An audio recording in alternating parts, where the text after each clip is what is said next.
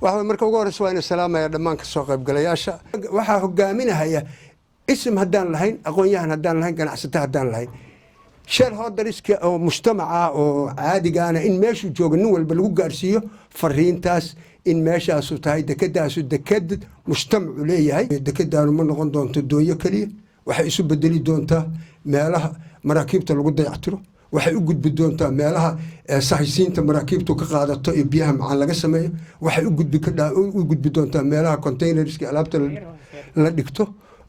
oo maraakiibtu containerska intay dhigaan kuwa faaruqa ka qaad salaan kadib anoo ku hadlahaya magacayga iyo magaca asxaabtii ila socotay oo saaxiibaday waxaan marka ugu horeysa kaga mahad celinaynaa runtii soo dhaweynta iyo ka qaybgalka mugga leh oo ka muuqda mataqaanaa halkaan ammaantay aad iyo aad baan kaga mahad celinaynaa intaa kadib anigu waxaan halkaan ka soo jeedin doonaa insha allah presentation yar oo ku saabsan dekeda Garacad iyo hawlaheeda iyo meesha ay marayso sida aad qof walba uu dareemayo deked in la haweystaa wax sahlan maaha halkaas maabka saad ka arkaysaan Garacad gaalkacyay ku xirmaysaa kadibna meesha la yiraahdo Tuurdibi oo Goldogob agteeda ah oo ah xuduudda Itoobiya meelaha inoogu dhow ilaa 300 kilomitir taqriiban ayay isku jirahayaan marka halkaas oo kilkii Soomaalidu ay deganeyd oo dad badan oo Soomaaliyeed halkaas ay taban deegaan ku leeyihiin inay ku xiranta marka halkaas ayay dalka gudihiisa inoo keenaysaa halka waxa aad ka arki doontaan dekedu waxay soconaysaa 150 mitir marka laga soo bilaabo biriga ilaa iyo gudaha 1 kilomitir iyo 150 mitir ayay gudaha u galaysaa badda marka qayb yar oo waxa jirta marka hore aan qorshaha ku jirinin laakiin hadda lagu daray oo ah qaybtan sooke oo hadda inii muuqata in laga sameeyo meel qaybta kor oo kala ah oo beerta ah 9 bilood gudahood inaad maqashaan Garacad wax ka soo degayaan waxna ka dhoofiyaan maadaama mashruucu uu soconayo 2 sano ayaan waxaan dhiri qaybtan sooke marka inay soo hormarto halkaas waa dekedii oo dhameystirantay oo maraakiibtii ku xiran yihiin waxaad halka ka aragtaan waa laba marka maraakiibta qaybna halkaas saas u galaysaa qaybna halkaas qaybtii kale oo doonyaha iyo tan rajeynayno in degdeg loo risana wali waa inoo soo dhimantaa insha Allah marka deked haddii maanta la dhiso oo Afrika cid dhisatay oo dad shacab ah ay jirin waxa cadaanaysa dadku inay wax walba qabsan karaan hadday wada jiraan oo isku kalsoon yihiin oo Ilaahay tala saartaan isku day ay sameeyaan arrintaas marka waxa weeye arrin aan isleenahay insha Allah taala waa naajix in dadka marka aan wax dhaqaaqaya tusno horta qodob bay ahayd qodobka labaad waxay ahayd waxaan waa dekadna waxa la dawlad baa dhista dawlad baa maamusha dawlad baa magaciisida annaguna dad bareebadaan nahay say isu waafajin karnaa marka say isugu imaan karnaa arrintaas waa isweydiinay moogta waxaan marka ku talagalay wixii suurtagal ah oo shuruuc ah oo nidaam ah oo ay leedahay ama u baahan tahay inaan marno Garacad aad taagan tahay oo aad fiirsido horizontal waxay ka qabanaysaa Asia waxayna ku beegan tahay si toos ah bay ugu beegan tahay Garacad horizontal marka fiirsi haddaba dekedaasu haddii ay weynaato oo ay noqoto sida loogu talagalay waxa la yiraahdo Silk Road oo ah macnaha jidkii badda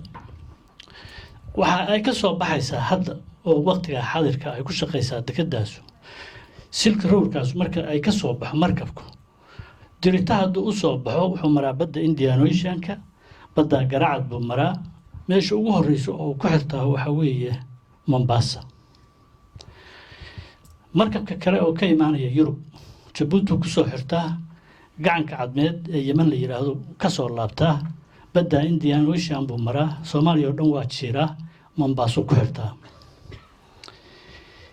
sidoo kale waddanka la yiraahdo Sri Lanka ama Columbus magaalada la yiraahdo maraakiibta China ka soo baxda meesha ugu horeyso ay ku xiranaysaa waa Mombasa intaas oo jido maraakiiba wuxuu sheeynuhu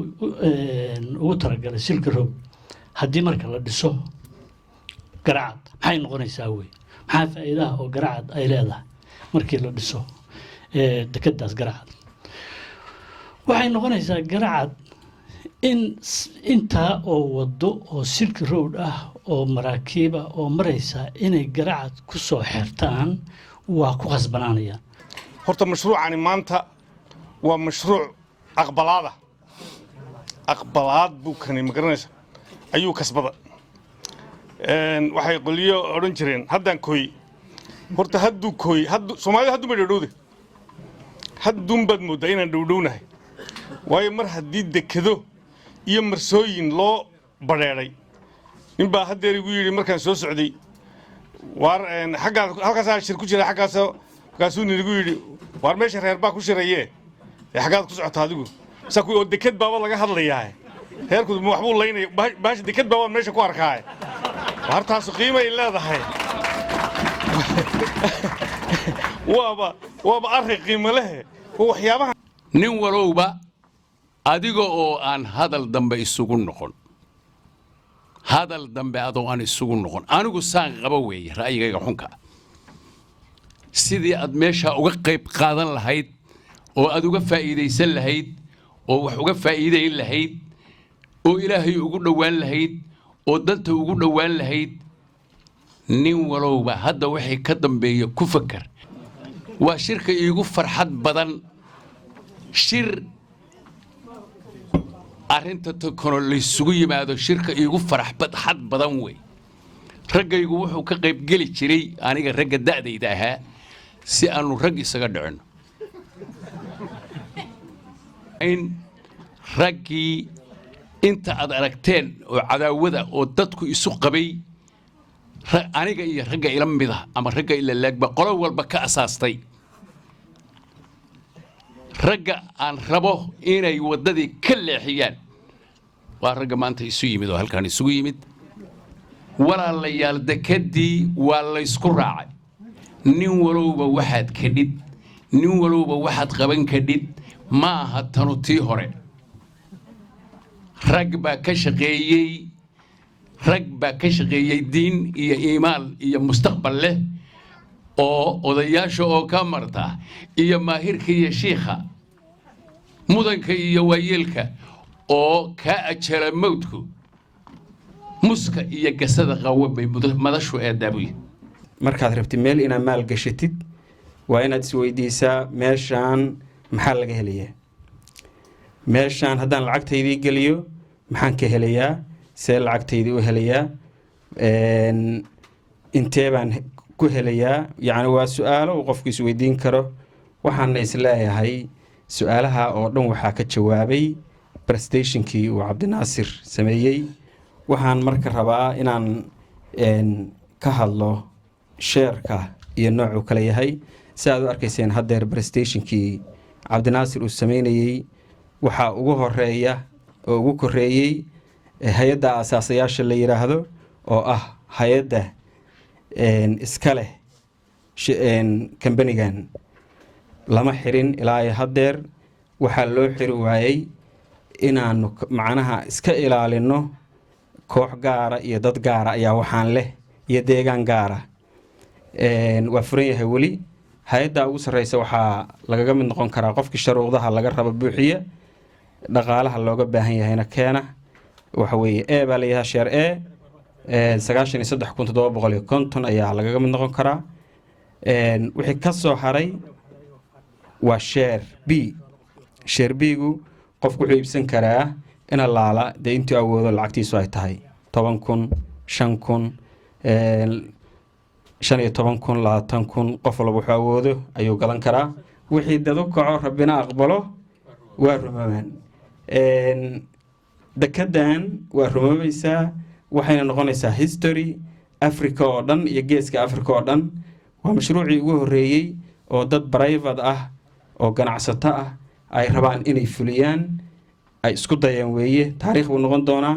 anna waxaan rabnaa inaan ku faano afrikada madow oo dhan inaan ugu faano soomaalidana ugu faano ka soo mid noqda aad iyo aad baa u mahadsantay puntland iyo mudug iyo soomaaliya waa laga fakeray dekeda garacad waxay u dhaxaysaa soomaaliya oo dhan ma aha deked ama gobol ama degmo ama maamul goboleed ugu shaqaysanay soomaaliya oo dhan bay u furan tahay sheerkeeda iyo howlgalkeeda iyo ka shaqaynteeda